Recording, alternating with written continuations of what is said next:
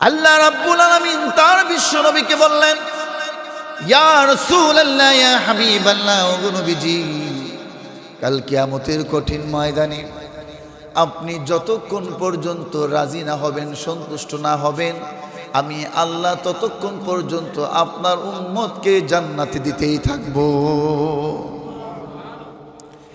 Bukhari riwayate এসেছেন, আল্লাহ রাসূল সাল্লাল্লাহু আলাইহি ওয়াসাল্লাম কাল কিয়ামতের কঠিন ময়দানে সিজদায় পড়ে তার উম্মতের জন্য কাঁদবেন। উম্মতগুলোকে যখন জান্নাতে দেওয়ার পরে আল্লাহ নবী বলবেন, ওগো আল্লাহ, ও মালিক, আমি এখনো সন্তুষ্ট হই নাই, আমার অনেকগুলো উম্মত এখনো জাহান্নামের মধ্যে জ্বলতেছে। আল্লাহ রাব্বুল আলামিন নবীকে বলবেন, ও আমার নবী হাবিব, শুনেন, আপনার ওই উম্মতগুলোকে জাহান্নামে জ্বলতে হবে, তাদেরকে জান্নাতে দেওয়া যাবে না। দুনিয়ার জমিনে তারা মুত্তাকিন ছিল না, তাদের ঈমান ছিল তবে আমল ছিল না। আল্লাহর নবী তখন বলবেন, আল্লাহ যতক্ষণ পর্যন্ত আমার ওই জাহান্নামী উম্মতদেরকে জান্নাতে না দিবেন, আমি নবী ততক্ষণ পর্যন্ত রাজি আর খুশি হব না। এরপর আল্লাহ রাব্বুল আলামিন জাহান্নামের ফেরেশতা মালিককে ডেকে বলবে, ও মালিক, জাহান্নামের ভিতরে কালিমা পড়নেওয়ালা যতগুলো আমার নবীর উম্মত আছে তাদেরকে জাহান্নাম থেকে উঠায়া দাও। মালিক ফেরেশতা আবার এক এক করে কালিমা পড়নেওয়ালা যতগুলো বিশ্ব নবীর উম্মত থাকবে তাদেরকে জাহান্নাম থেকে উঠানোর আগে আল্লাহকে বলবেন, মালিক, তারা তো জাহান্নামী, তাদের তো কোনো আমল ছিল না, আরো তো অনেক সময় বাকি আছে জাহান্নামে জ্বলার জন্যে। আল্লাহ রাব্বুল আলামিন বলবেন, ও মালিক, তারা যতটুকু শাস্তি পাওয়ার পেয়ে গিয়েছে আর শাস্তি দেব না, কারণ আমার নবী আমার কাছে সুপারিশ করেছে, কারণ আমার নবীকে অসন্তুষ্ট রেখে আমি আমার নবীর উম্মতকে জাহান্নামের আগুনে জ্বালাইতে পারবো না। এরপরে মালিক ফেরেশতা জাহান্নাম থেকে বিশ্ব নবীর কালিমা পড়নেওয়ালা উম্মতদেরকে যখন এক এক করে উঠাবে, আল্লাহ রাব্বুল আলামিনের কাছে মালিক ফেরেশতা ডেকে বলবে, ও মালিক, এই জাহান্নামীদের তো অনেকের হাঁটু পর্যন্ত পুড়ে গিয়েছে, ঝলসে গিয়েছে জাহান্নামের আগুনে, কারো হাঁটু পর্যন্ত, কারো কোমর পর্যন্ত, কারো গলা পর্যন্ত পুড়ে ছাই হয়ে গিয়েছে। মালিক, এই জলসে পড়া পুড়ে যাওয়া এই মানুষগুলোকে সুন্দর সুশৃঙ্খল এত সুন্দর জান্নাতে কিভাবে দিবেন? বুখারী riwayatের মধ্যে এসেছেন, আল্লাহ রাব্বুল আলামিন মালিককে ডেকে বলবে, তুমি তাদেরকে জাহান্নাম থেকে উঠায়া দাও। জান্নাতের ভিতরে একটা নহর আছে, নাহরুন হায়াত, হায়াতুন নাহার, ওই নহরের মধ্যে তাদেরকে ছেড়ে দাও। হাদিসের মধ্যে এসেছেন, আল্লাহ রাসূল সাল্লাল্লাহু আলাইহি ওয়াসাল্লাম বলেন, জাহান্নাম থেকে পুড়ে যাওয়া ওই পাপিষ্ট বান্দাগুলোকে যখন উঠানো হবে, উঠিয়ে জান্নাতের ভিতরে হায়াতুন নাহর, ওই হায়াত নামক, জীবন নামক যেই নহরটা আছে, ঝর্ণা আছে, ওই ঝর্ণার মধ্যে তাদেরকে ছেড়ে দেওয়া হবে। এক একজন এক একটা ডুব দেওয়ার সাথে সাথে আল্লাহ রব্বুল আলামিন তাদেরকে 33 বছরের যুবক বানায়া দিবে। আর আল্লাহ রাব্বুল আলামিন মুত্তাকিনদের ব্যাপারে বলছেন, যারা মুত্তাকিন, যারা তাকওয়া অর্জন করবে, তাকওয়া থাকবে কলবের ভিতরে, অন্তরের ভিতরে, তাকওয়া যাদের অন্তরে অর্জন হবে, আমি আল্লাহ তাদেরকে মুত্তাকিন বানায়া দেব, ফরহেজগার বানায়া দেব। আল্লাহ রাব্বুল আলামিন ঘোষণা দিলেন, যারা দুনিয়ার জমিন থেকে মুত্তাকিন হয়ে আসবে, আমি আল্লাহ কিয়ামতের কঠিন ময়দানে তাদের কোনো হিসাব নেব না, তাদের কোনো হিসাব নিকাশ নেব না, আমি আল্লাহ বিনা হিসেবে তাদেরকে জান্নাতে দিয়ে দেব।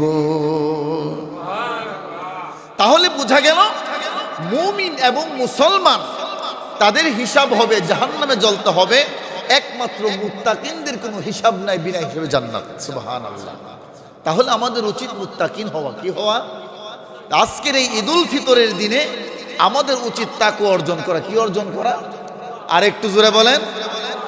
কেমন তাকওয়া ছিল ১৫০০ বছর আগে আমিরুল মুমিনিন খলিফাতুল মুসলিমিন ওমর ইবনুল খাত্তাবের ভিতরে এবং তার গভর্নর অর্থ মন্ত্রণালয়ের অর্থমন্ত্রীর ভিতরে কেমন তাকওয়া ছিল তার ভিতরে।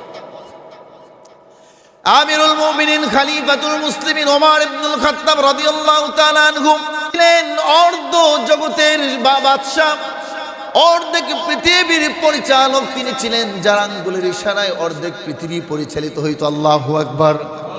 তিনি বলা লাগতো না, আঙ্গুল দিয়ে ইশারা দিলেই পৃথিবী পরিচালনা হয়ে যাইত। আমিরুল মুমিনিন ছিলেন 31 লক্ষ, প্রায় 33 লক্ষ বর্গ মাইলের তিনি ছিলেন প্রেসিডেন্ট, বাদশা ছিল।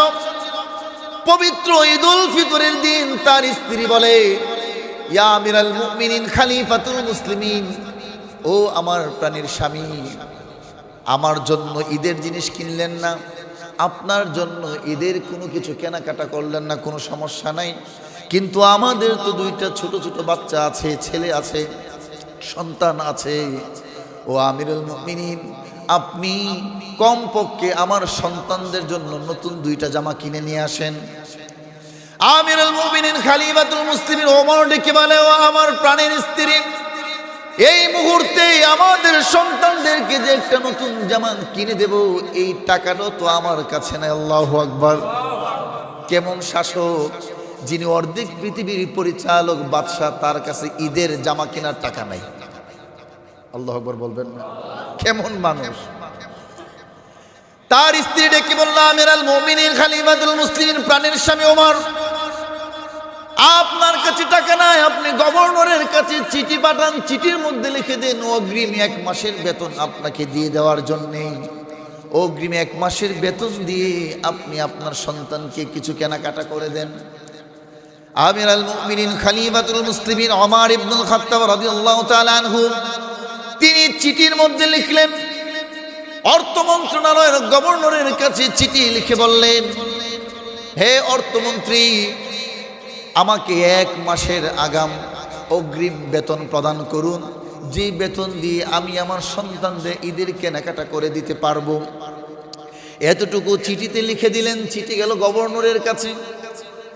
অর্থ মন্ত্রণালয়ে যাওয়ার পরে অর্থমন্ত্রী চিঠির অপর পৃষ্ঠায় লিখে দিলেন, ইয়া আমিরাল মুমিনিন খলিফাতুল মুসলিমিন, আপনি হলেন অর্ধেক পৃথিবীর বাদশা, আপনি চাইলে পুরা অর্থ মন্ত্রণালয়, পুরা খাজানায় আপনি নিয়ে যেতে পারেন, তবে যেহেতু আপনি আমাকে দায়িত্ব দিয়েছেন, আমার ভিতরে তাকওয়া আছে, আমার ভিতরে আল্লাহর ভয় আছে, আমি আপনাকে 1 মাসের অগ্রিম বেতন দেব। তার আগে আমার 2টা শর্ত আছে।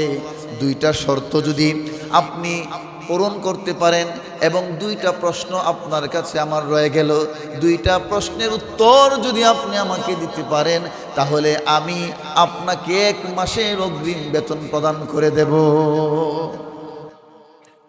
প্রথম নাম্বার প্রশ্ন হলো, ইয়া আমিরাল মুমিনিন খলিফাতুল মুসলিমিন ওমর, আপনি যে 1 মাসের অগ্রিম বেতন নেবেন, আপনি কি আগামী 1 মাস দুনিয়াতে বেঁচে থাকবেন কিনা আমাকে আগে গ্যারান্টি দিতে হবে। 2 নাম্বার, যদিও বেঁচে থাকেন, এই দেশের জনগণ আপনাকে 1 মাস ক্ষমতায় রাখবেন কিনা। এমনও তো হতে পারে কিছুদিন পরে আপনার কার্যক্রমের কারণে জনগণ আপনাকে ক্ষমতা থেকে নামাই দিতে পারে, আরেকজনকে দিতে পারে, ঠিক কিনা বলেন? তখন এই টাকার হিসাব কি হবে? আপনি এই 2 প্রশ্নের উত্তর যদি আমাকে দিতে পারেন, তাহলে আমি আপনাকে 1 মাসের অগ্রিম বেতন দিয়ে দেব। আমিরুল মুমিনিন খলিফাতুল মুসলিমিন ওমরের কাছে চিঠি যাওয়ার পরে চিঠির অপর পৃষ্ঠায় দেখেন, প্রথম প্রশ্ন হলো, আমিরুল মুমিনিন খলিফাতুল মুসলিমিন, আপনি কি 1 মাস দুনিয়াতে বেঁচে থাকবেন কিনা? যদি বেঁচে থাকেন সেই গ্যারান্টি আমাকে দিতে হবে। আর যদি বেঁচেও থাকেন 1 মাস ক্ষমতায় থাকবেন কিনা সেই গ্যারান্টি দিতে হবে। যদি 1 মাস ক্ষমতায় না থাকেন কিংবা ইন্তেকাল করেন, 1 মাসের অগ্রিম বেতন যে আপনি নিবেন, তাহলে এতগুলো জনতার হক নিয়ে কেমনে আপনি কবরের ভিতরে যাবে? আমিরুল মুমিনিন খলিফাতুল মুসলিমিন ওমর ইবনুল খাত্তাব রাদিয়াল্লাহু তাআলা আনহু চিঠিটা রেখে দিয়ে জায়নামাজ বিছায়া দিয়া সিজদার মধ্যে পড়ে গেলেন, আর চোখের পানি ছেড়ে দিয়া কান্দে, মালিক, ও মালিক, তোমার কাছে হাজার হাজার শুকরিয়া, তুমি আমাকে বাঁচায়া দিয়েছো। যদি আমি 1 মাসের অগ্রিম বেতন নিতাম, আর যদি আমি পৃথিবী থেকে বিদায় হয়ে যাইতাম, কিংবা আমাকে ক্ষমতা থেকে নামায় দেওয়া হইতো, যদি আমি খলিফা না থাকতাম, মাওলা তোমার আসামির কাঠগড়ায় দাঁড়াই আমি কি জবাব দিতাম? মালিক তুমি আমাকে পরকালে হিসাব থেকে আমাকে বাঁচাইয়া দিয়েছো মাওলা। এই বলে আর বলে, ও মালিক, আমার দেশের গভর্নর অর্থ মন্ত্রণালয়ের ভিতরে, অর্থমন্ত্রীর ভিতরে যেমন আল্লাহ তোমার তাকওয়া আছে, আমার দেশে অর্থমন্ত্রীর ভিতরে তাকওয়া আছে। যেই দেশে অর্থমন্ত্রীর ভিতরে তাকওয়া আছে, আমি উমর যদি পৃথিবী থেকে বিদায় হয়ে যায় আমার কোনো চিন্তা নাই, কারণ আমার দেশের অর্থ মন্ত্রণালয় তোমার জিম্মায় আছে। আল্লাহু আকবার। এই ছিল উমর ইবনুল খাত্তাবের তাকওয়া, আর এই ছিল হযরত উমর ইবনুল খাত্তাবের সেই অর্থ মন্ত্রণালয়ের অর্থমন্ত্রীর ভিতরে তাকওয়া। সুবহানাল্লাহ বলবেন না? এই তাকওয়া যদি আমাদের ভিতরে অর্জন হতে পারে, খোদার কসম 1 টাকাও এদিক সেদিক হবে না।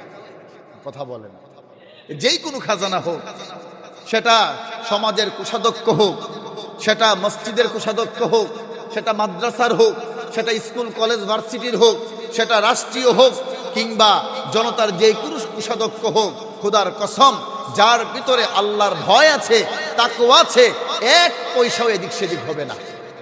কথা বলেন ঠিক কিনা? আর যদি তাকওয়া না থাকে, সে শাইখুল হাদিস হলো কাম নাই, এদিক সেদিক হবে। আমার কথা বলেন না কেন? শাইখুল হাদিস হলে কি এদিক সেদিক হতে পারে না যদি তাকওয়া না থাকে? আর যদি তাকওয়া থাকে তার ভিতরে, খোদার কসম শাইখুল হাদিস লাগবে না, সাধারণ আম জনতা, একজন পাবলিক রিক্সা চালক, দিন মজুরের ভিতরে যদি খোদার কসম আল্লাহর তাকওয়া থাকে, তার কাছ থেকে 1 পয়সা এদিক সেদিক হবে না, আমানতের খেয়ানত হবে না।